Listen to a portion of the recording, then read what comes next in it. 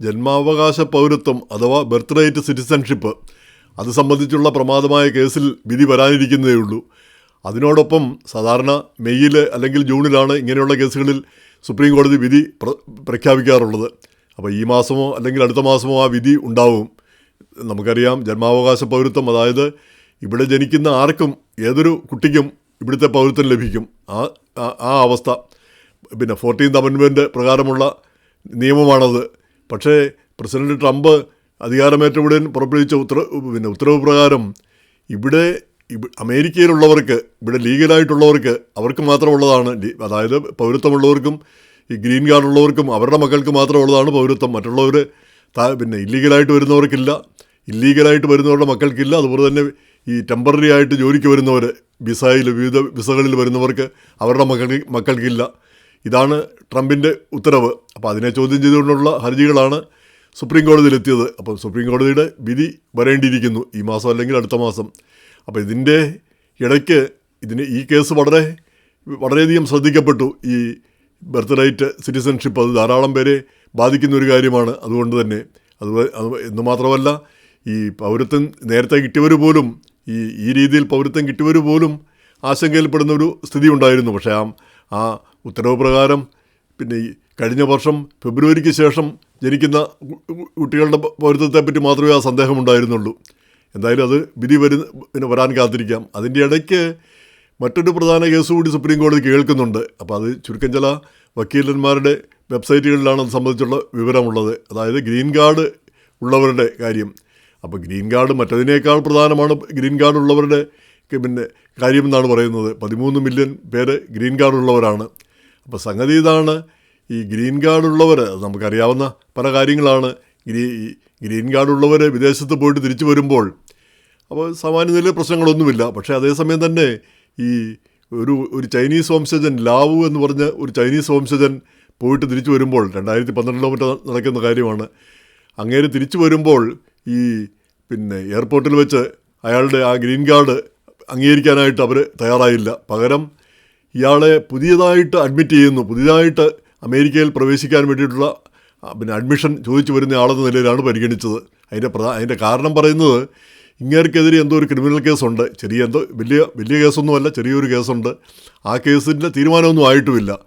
പക്ഷേ ആ കേസുള്ള സാഹചര്യത്തിൽ ഇങ്ങനെ ഈ ഗ്രീൻ കാർഡുകാരനായിട്ട് അഡ്മിറ്റ് ചെയ്യാൻ പറ്റില്ല. പക്ഷേ പുതിയതായിട്ട് അഡ്മിഷൻ ചോദിച്ചു വന്നിരിക്കുന്ന ആളെന്ന നിലയിൽ അയാൾക്ക് പരോള് കൊടുത്ത് അകത്തേക്ക് വിട്ടു. പരോള് കൊടുത്ത് വിട്ട് കഴിഞ്ഞാൽ പിന്നെ അയാളെ എപ്പോൾ വേണേലും പുറത്താക്കാൻ പറ്റും. അയാൾക്കെതിരെ ആ കേസ് വിചാരണ ചെയ്ത് എപ്പോൾ വേണേലും പുറത്താക്കാൻ പറ്റും. അത് ഈ ഗ്രീൻ കാർഡുകാരനാണെങ്കിൽ പുറത്താക്കുന്ന അത്ര ബുദ്ധിമുട്ടില്ല. ഇയാൾ പുതുതായിട്ട് അഡ്മിഷൻ ചോദിച്ചു വന്നതാണ്. അപ്പോൾ പുതുതായിട്ട് അഡ്മിഷൻ ചോദിച്ചു വരുന്ന ആൾക്ക് അത് നിഷേധിക്കുന്നതിന് വലിയ പ്രശ്നങ്ങളൊന്നുമില്ല. ഈസി ആയിട്ട് അയാളെ പുറത്താക്കാനായിട്ട് പറ്റും. അപ്പോൾ ഇതിനെതിരെ അയാൾ കോടതിയിൽ പോയി. ഈ അഡ്മിനിസ്ട്രേറ്റീവ് കോടതികളൊക്കെ അയാൾക്ക് എതിരായിരുന്നു. പക്ഷേ second circuit court of appeals ഇയാൾക്ക് അനുകൂലമായിട്ട് വിധിച്ചു. ഇങ്ങനെ സർക്കാരിന് ഏകപക്ഷീയമായിട്ട് ഇയാൾക്കെതിരെ നടപടിയെടുക്കാനാവില്ല, പ്രത്യേകിച്ച് തെളിവുകളൊന്നുമില്ല, ചെറിയ എന്തോ ഒരു കേസ് ഉണ്ടെന്നുള്ളതിൻ്റെ പേരിൽ മാത്രം, അതിനെ സംബന്ധിച്ചുള്ള വിശദ വിവരങ്ങൾ പോലുമില്ല, ആ കേസിൽ ശിക്ഷിക്കുമെന്ന് ഉറപ്പുമില്ല. അങ്ങനെയുള്ള ഒരു സാഹചര്യത്തിൽ ഇങ്ങേരുടെ ഗ്രീൻ കാർഡ് റദ്ദാക്കിയിട്ടല്ല ഇങ്ങനെ പുതിയ അഡ്മിഷനായിട്ട് അയാളെ കണക്കാക്കിയത് ശരിയായില്ല എന്ന് കോടതി വിധിച്ചു. അപ്പോൾ അതിനെതിരെ സർക്കാർ അപ്പീൽ പോയിരിക്കുകയാണ് സുപ്രീം കോടതിയിൽ. സർക്കാരിന് അങ്ങനെ എപ്പോൾ വേണമെങ്കിലും ഇങ്ങനെ ഒരു തീരുമാനം എടുക്കാനുള്ള അധികാരമുണ്ടെന്നാണ് വാദിച്ചിരിക്കുന്നത്. ഈ പുറത്തുനിന്ന് വരുന്ന ആൾ, ഇവിടെ കുറ്റകൃത്യങ്ങളൊക്കെ ചെയ്തിരിക്കുന്ന ആളുകൾ, അവർ പുറത്തുനിന്ന് വരുന്ന പാടെ അവരെ പുതിയ അഡ്മിഷനായിട്ട് അവരെ കണക്കാക്കും.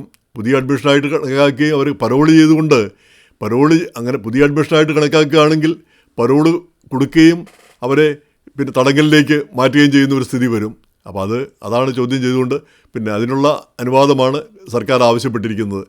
അപ്പോൾ അത് ഇപ്പോഴത്തെ സ്ഥിതിയിൽ ഈ 5-6 കാര്യങ്ങൾ വെച്ചാണ് ഈ ഗ്രീൻ കാർഡ് ഉള്ളവർക്ക് അത് അഡ്മിഷൻ നിഷേധിക്കുന്നത്. ഒന്ന്, അവർ സ്വയം ഗ്രീൻ കാർഡ് വേണ്ടാന്ന് വെക്കുക, അല്ലെങ്കിൽ 180 ദിവസത്തിൽ കൂടുതൽ വിദേശത്ത് താമസിക്കുക, അതുമല്ലെങ്കിൽ വിദേശത്ത് വെച്ച് വല്ല കുറ്റകൃത്യങ്ങൾ ചെയ്യുക, അതുമല്ലെങ്കിൽ ഇവിടെ ഇയാളെ പുറത്താക്കാനുള്ള നടപടികൾ എടുക്കുമ്പോൾ ഇയാൾ പുറത്തു പോയിട്ട് തിരിച്ചു വരിക.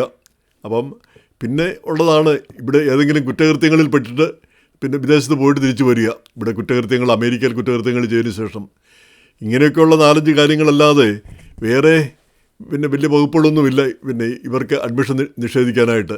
പക്ഷേ സർക്കാർ പറയുന്നത് എന്ന് മാത്രമല്ല, ഈ കുറ്റകൃത്യങ്ങൾ ചെയ്തു എന്ന് പറഞ്ഞാൽ ഈ ഇവിടെ എന്തെങ്കിലും ചെയ്തു എന്ന് പറഞ്ഞാൽ അതിന് തെളിവോ അല്ലെങ്കിൽ അത് ശിക്ഷിച്ചു എന്നുള്ളതിൻ്റെ ഇതൊന്നും വേണ്ട. അത് പിന്നെ അക്കാര്യമൊക്കെ പിന്നീട് വിചാരണ ചെയ്ത് അതിൽ പിന്നെ ഇയാൾക്കെതിരെയുള്ള തെളിവുകളൊക്കെ പിന്നീട് ഹാജരാക്കിയാൽ മതി. പിന്നീട് ഇക്കാര്യമൊക്കെ പിന്നെ ഡീറ്റെയിൽസും പിന്നെ ഇയാളെ ശിക്ഷിച്ചോ ശിക്ഷിക്കുമോ എന്നുള്ള കാര്യങ്ങളൊക്കെ പിന്നീട് ഹാജരാക്കിയാൽ മതിയെന്നാണ് സർക്കാർ വാദിക്കുന്നത്. അപ്പം ഇയാൾക്കെതിരെ ഒരു തീരുമാനം എടുക്കുമ്പോൾ ചെറിയൊരു കേസുണ്ടെങ്കിൽ കൂടി ഇയാൾക്കെതിരെ തീരുമാനമെടുക്കാം. പിന്നെ തീരുമാനം പരോൾ അനുവദിക്കുക, അല്ലെങ്കിൽ ഡീറ്റെയിൻ ചെയ്ത് പരോൾ അനുവദിക്കുമ്പോൾ സാമാന്യ നിലയിൽ ഡീറ്റെയിൻ ചെയ്യും, തടവിലാക്കുന്ന ഒരു സ്ഥിതി വരും. അപ്പോൾ അതാണ് ഏറ്റവും ബാധിക്കുന്ന കാര്യമെന്ന്, ഏറ്റവും പേടിക്കുന്ന കാര്യമെന്നാണ് പിന്നെ ഈ അറ്റോർണിമാർ പറയുന്നത്. എങ്ങനെയായിരുന്നാലും ഇത് സംബന്ധിച്ചുള്ളൊരു തീരുമാനമാണ് വരേണ്ടിയിരിക്കുന്നത്. ഇപ്പം നമുക്ക് തന്നെ അറിയാവുന്നതാണ്, ഇവിടെയൊക്കെ കുറ്റകൃത്യങ്ങളൊക്കെ ചെയ്തു കഴിഞ്ഞാൽ പിന്നെ വിദേശത്ത് പോയിട്ട് തിരിച്ചു വരുമ്പോൾ പ്രശ്നങ്ങളൊക്കെ ഉണ്ടാകാം എയർപോർട്ടിൽ. അതുകൊണ്ട് നമ്മളെല്ലാവരും കരുതലുള്ളവരാണ്. പക്ഷേ ഇങ്ങനെ നിയമങ്ങളിൽ പിന്നെ ഇങ്ങനെയുള്ള മാറ്റങ്ങൾ ഉണ്ടാകുമ്പോൾ അത് നമ്മളെല്ലാം ബാധിക്കുന്ന കാര്യമാണ്, ശ്രദ്ധിക്കേണ്ട കാര്യവുമാണ്, നമുക്ക് മിക്കവർക്കും അറിയാവുന്ന കാര്യവുമാണ്. എങ്കിൽ കൂടി ഇങ്ങനെയുള്ള കാര്യങ്ങളിൽ കരുതലുണ്ടായിരിക്കുന്നത് നല്ലത് തന്നെ. അതിന് പുറമെ സുപ്രീം കോടതി വിധി എന്തായിരിക്കുമെന്നാണ് ഇനി നമുക്ക് അറിയേണ്ടിയിരിക്കുന്നത്. സുപ്രീം കോടതി വിധി സർക്കാരിന് അനുകൂലമാണെങ്കിൽ ഈ സർക്കാരിന് വളരെ ഈസിയായിട്ട് ഇവിടെ ഒരു ചെറിയൊരു കുറ്റകൃത്യം മതി, അതിൻ്റെ പേരിൽ ഈസിയായിട്ട് എയർപോർട്ടിൽ വെച്ച് തടയാനും ഈ പരോൾ അനുവദിക്കാനും അല്ലെ ഡീറ്റെയിൻ ചെയ്യാനും ഒക്കെ പിന്നെ സർക്കാരിന് കഴിയും. അപ്പോൾ എന്താണ് വരാൻ പോകുന്നതെന്ന് നമുക്ക് കാത്തിരുന്ന് കാണാം.